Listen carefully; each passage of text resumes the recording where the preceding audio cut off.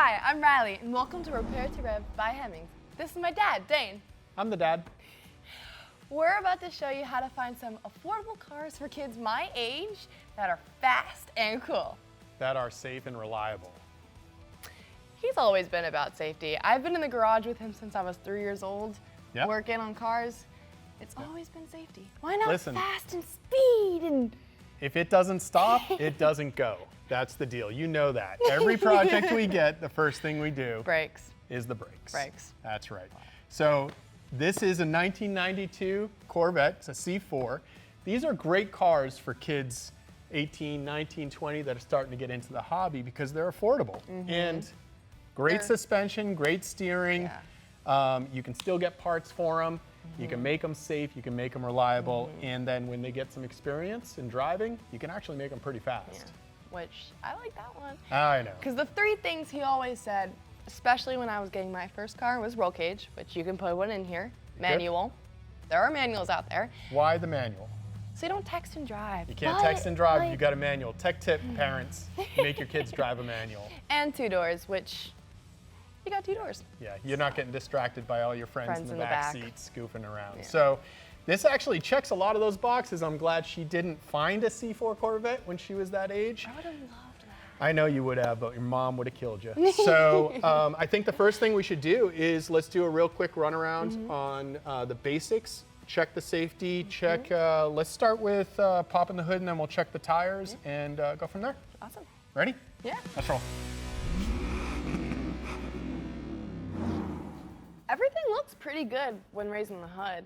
Yeah, no, I don't see anything too out of whack. It hasn't been modified too heavily. The first thing we're gonna do though is definitely check the rubber. Yeah. These cars don't get daily driven a lot, so when you buy a sports car, you gotta check the rubber. The tread on this looks fantastic. I mean, it looks perfect. It looks perfect. We can do the Abraham Lincoln test. Not only can you get it past his hair, you can almost get it to his neck. They're really deep. Really good. But you've gotta look at the date code. So show them what the date code is. All right, so you'll find it. Normally it's numbers and letters combined. So this is 5N14BN. What does that mean? That means it's the 5th week into 2014. So that is February of almost 10 years. 10 years ago, yeah. So tires dry rot from the inside out. So a tire can look perfect, but it can be very dangerous. Yeah. If you see cracks, that's time to get a new tire. And 6 years is around when you should be looking into new tires, exploring your options. Normally it's not a problem because you daily your car, your tires wear out before 6, 7, 8 years. But when you're buying a sports car, it's really important to do.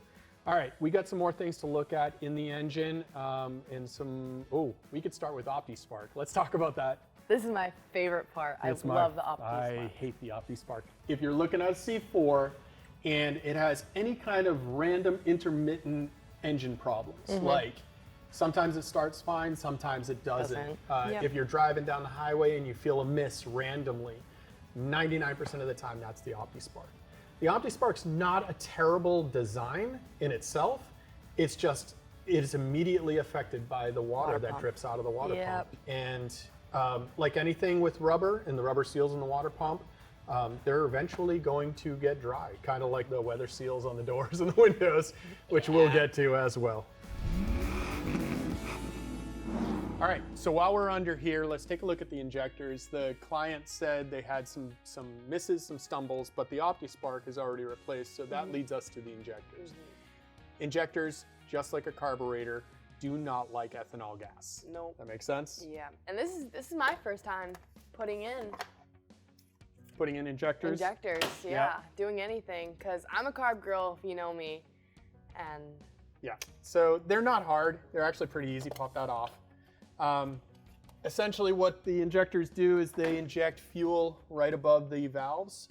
So all you're doing is bringing air into the intake and then injecting fuel right above the valves, and it lets the computer manage the air-fuel ratio much better.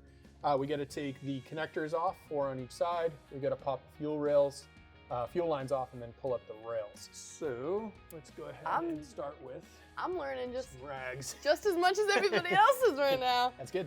All right, so what you're going to do is just pull the rubber off. Okay. Then you're going to slide this over.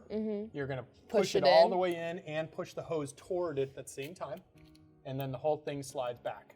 There you go. Ooh. Grab the other one. Wow. Okay, so then push this in. Yep, just get rid of the rubber. Put this on. Push it in. Push the hose in.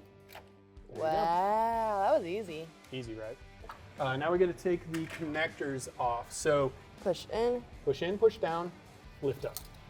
We take the 4 bolts off that hold the fuel rails. Here. It's a lot easier than doing it over the top of a carburetor. That is true. You're not dropping anything down the motor. Now you just give them a little wiggle and they'll pop up and pop out. And they're out. That was easy. All right, you got the fuel rail off. We got a couple of the injectors already swapped out. Yep. This is probably the easiest fuel rail you'll ever work on. Yeah, I was just about to say, that was the easiest. 4 bolts and the whole thing's off.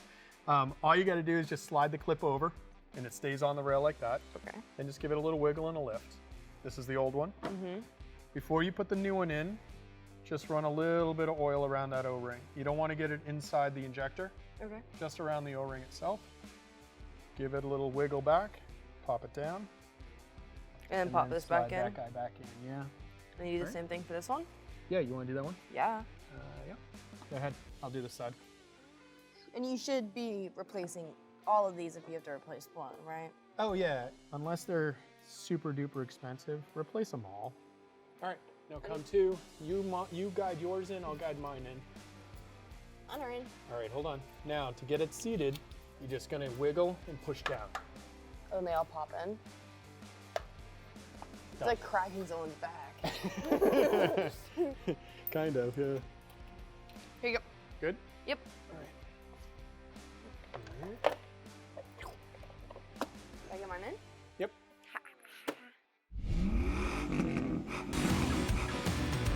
All right, so when you do the fuel injectors, especially on these Corvettes, just do the fuel pump.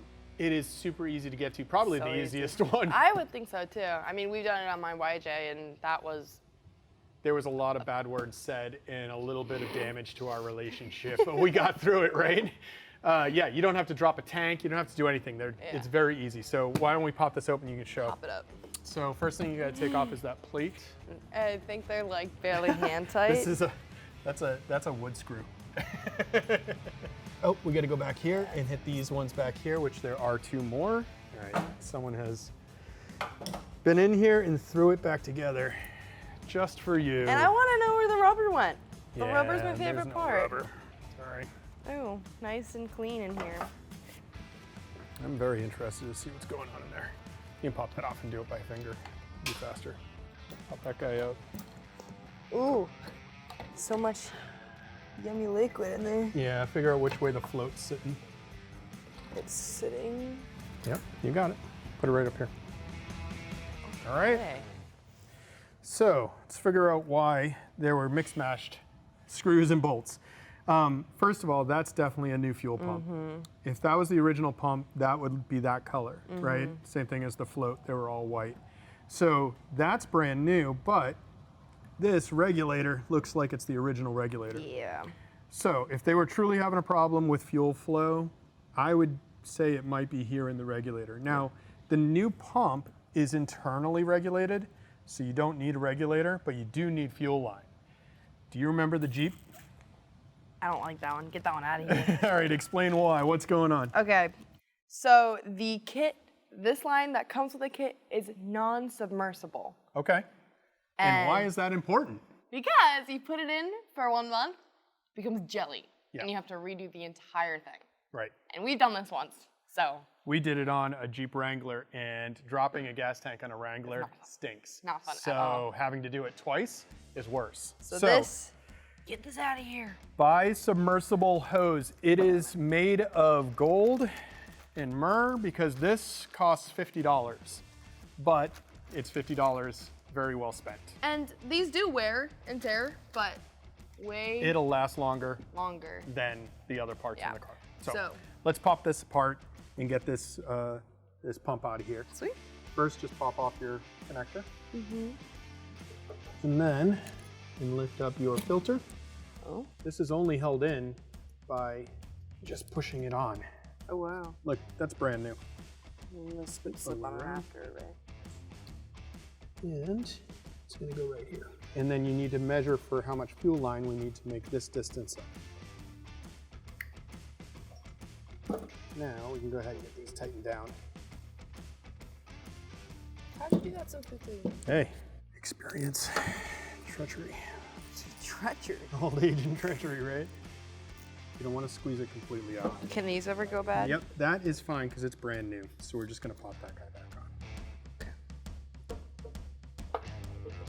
Okay. Sweet. All right, before we put this back in, there is a gasket that seals it to the gas tank. It's pretty wore out. You can buy these gaskets, but if you go to one of the auto parts store, you can get an entire sheet of gaskets. Oh.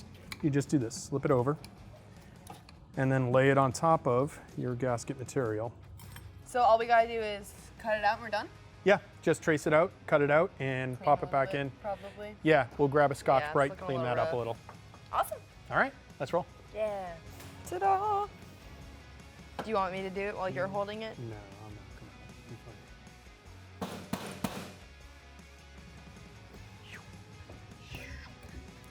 Oh, I got it. Boom. All right, I'm not gonna lie, I'm kind of impressed. I know. I did that. See?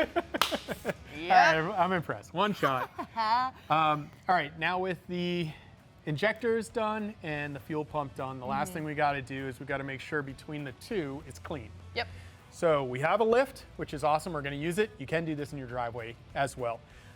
You pop the fuel line off of the fuel filter on this end. Okay. We blow it out with some shop air. Ooh. It makes a mess, Messy. so we'll do some tricks on how to keep that down. Okay. But then we know everything is clean from the pump all the way to the injectors. So if we had any fuel problem, we got it solved. Awesome. Did you see the interior in there? I did. It's rough. It needs some love. It needs major love. Yeah, the nice thing, the Corvette seats are simple to take Yeah, out. we gotta look at the wheel.